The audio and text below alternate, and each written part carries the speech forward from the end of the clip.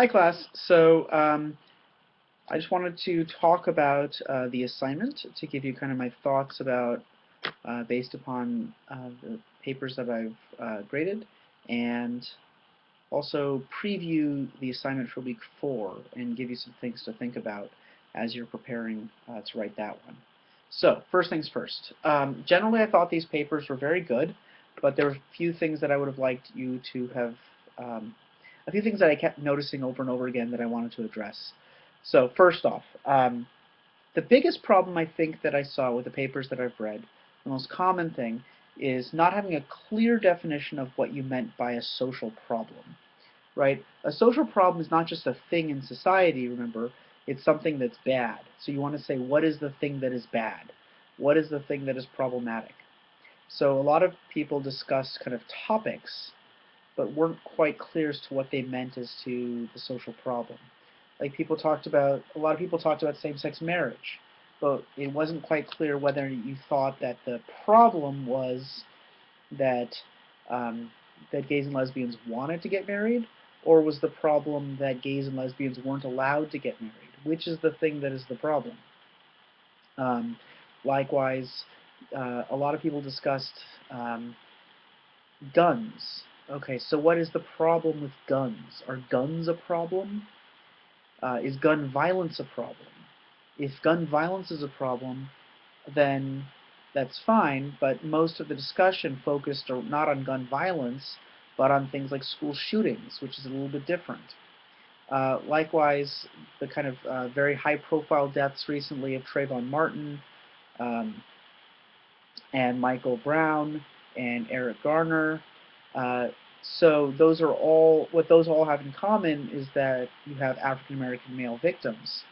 But in some cases it was the cops, in some cases George Zimmerman is not a cop, right? He's not hired, this is not his job. So what is the issue? Is the issue violence against African Americans?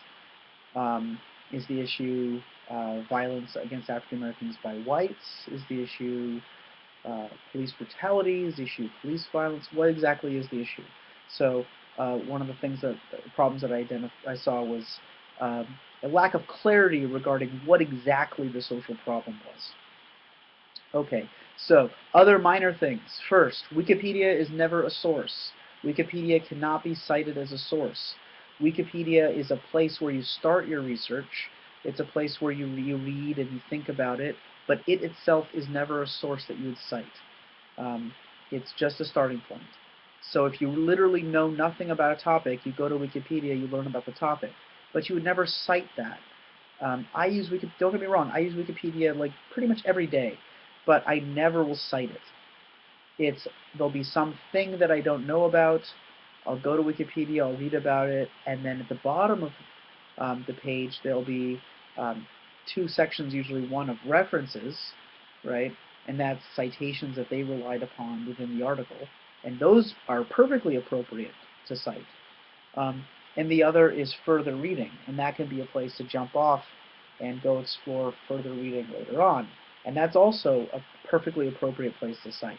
But Wikipedia itself is never an appropriate citation. Okay.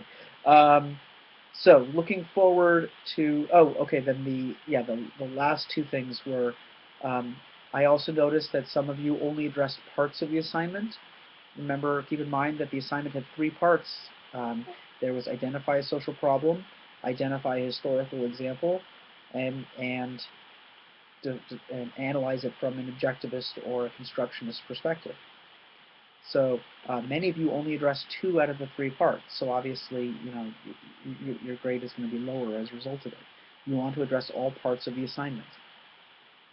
And it's not enough just to say, you know, to address parts of it, you have to address the complete assignment. And then finally, there were some times where it was not quite clear that everyone had a good idea of what an objectivist approach was, or a constructionist approach was. But there's kind of looseness about how they were used. So I keep that in mind. Okay, so finally, looking forward to the next assignment. So first thing I would say is keep in mind there are 3 parts to this assignment. So since there are 3 parts, you want to address all 3 parts. First, what is the problem with a deterrence-based approach um, and classical criminology, right? What's the problem with that? Second, what are the political and social explanations for periodic resurgence of biological theories about crime? And finally, what do you feel is the most valid or useful approach and why? And then what do you feel is the least valid or useful approach and why? Um, okay, so as was the case with this assignment, I'm going to be looking to see if you address all 3 parts. Do not skip one of the parts, or your grade's going to be a little bit lower as a result of it, or a significant lower as a result of it. So you have to address all of the parts of the assignment.